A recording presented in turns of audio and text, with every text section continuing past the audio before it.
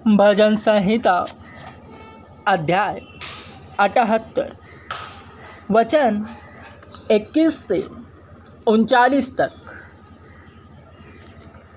इसे सुनकर यहोवा कोप से भर गया और याकूब के विरुद्ध तो आग जल उठी और इज़राइल के विरुद्ध क्रोध भड़क उठा, क्योंकि उन्होंने परमेश्वर पर विश्वास न किया, न ही उसके उद्धार पर भरोसा रखा। फिर भी उसने आकाश के बादलों को आज्ञा दी और स्वर्ग के द्वार खोले। उसने उनके खाने के लिए मन्ना बरसाया और स्वर्ग से अन्न दिया। मनुष्यों ने स्वर्गदूतों को रोटी खाई। मनुष्यों ने स्वर्गदूतों की रोटी खाई। उसने उनके लिए बहुतायत से भोजन भेजा। उसने आकाश में पुरवाई चलाई और अपने सामर्थ्य से दक्षिणी हवा बहाई। तब उसने धूल के कणों के समान मांस की वर्षा की, हाँ, समुद्र के बालू के समान पर वाले पक्षियों की वर्षा। और उसने उन्हें उनकी छावनी के मध्य उनके निवास स्थान के चारों ओर गिराया। वे खाकर तृप्त हुए।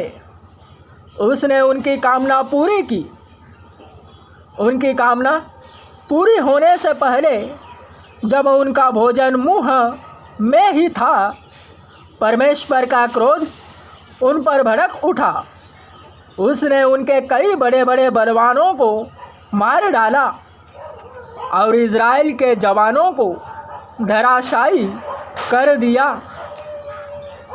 इतने पर भी वे पाप करते रहे और उसके अद्भुत कार्यों पर विश्वास न किया। अतः उसने उनके दिनों को व्यर्थ श्रम से और उनके वर्षों को आतंक से भर दिया। जब वह उन्हें घात करने लगता, तब वे उसे ढूंढने लगते। वे फिर कर परमेश्वर को यत्न से खोजने लगते थे और उन्हें स्मरण आता था कि परमेश्वर हमारी चट्टान, वरन परम प्रधान परमेश्वर हमारा छुड़ाने वाला है। फिर भी उन्होंने अपने मुँह से उसकी चापलूसी की और अपनी जीभ से उससे झूठ बोला। उनका हृदय तो उसके प्रति दृढ़ न था, न वे उसकी वाचा के प्रति सच्चे थे। परंतु उसने दयालु होने के कारण उनके अधर्म को क्षमा किया और उन्हें नष्ट न किया। उसने बहुधा अपने क्रोध को रोका और अपने संपूर्ण कोप को भड़कने न दिया।